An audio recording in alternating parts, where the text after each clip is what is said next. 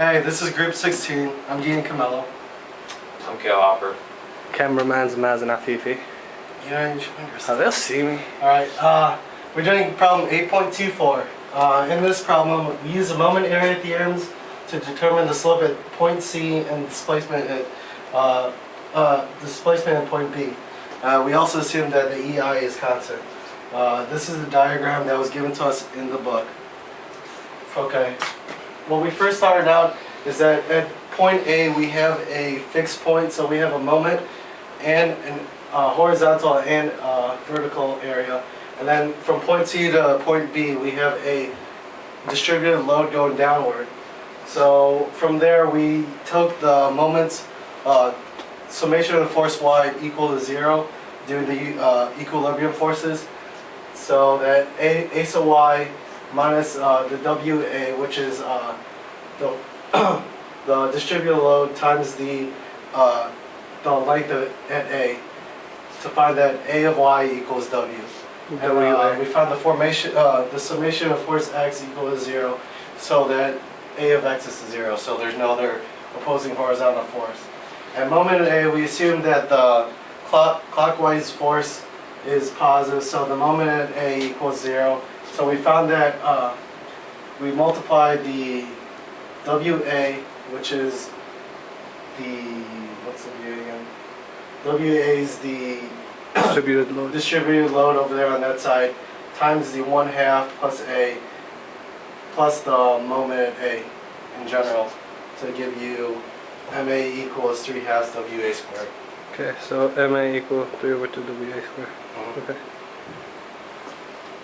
Alright, now that we have this MA value right here, keeping our convention, we're now going to cut the beam twice in order to determine like what horizontal position, what the moment is equal to. So for the first one, we made a cut in between point A and point C on the diagram, and here's the cut illustrated right here. AY force, and then the distance of X away. There's the cut. There's going to be a moment of A and then a moment at X holding it in place since it is cut. We take the moment about X equal to 0, and using this equation right here, this is true to our sign convention. We keep this right here is the moment at A, then you have the AY force, and then the moment at X, which is what we're solving kind of for. Alright, so then when you plug in X in this equation, you find out that the moment at A is a negative 3/2 WA squared.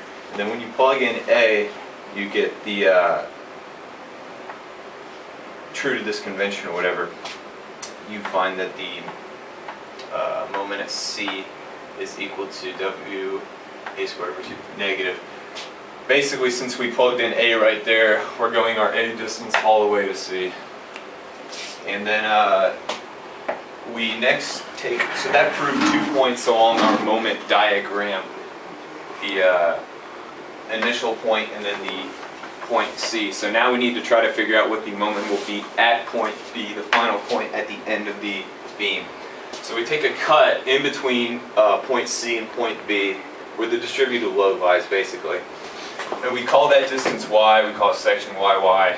And there's going to be a single moment here, and basically all you have to do is show that the moment is going to be 0, and you plug in 0 for Y because of trying to find point B. Y distance is fine.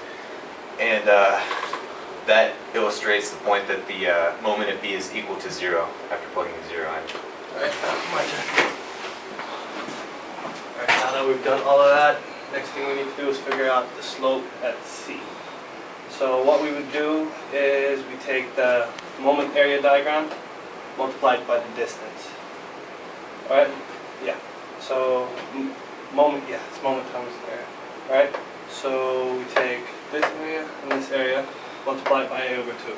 This is more explained in detail in this equation right here. Alright? Next thing we would need to do, so that gives us the theta at C. Next thing we would need to do is find the displacement at B.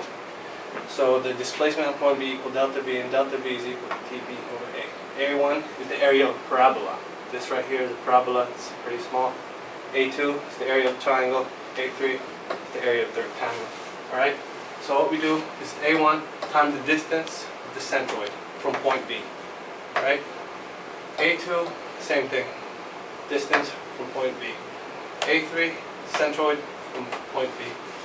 So we plug all of that in together, do the multiplication algebra, and that gives us delta B is equal to minus 41WA to the power of 4 equals 24 EI.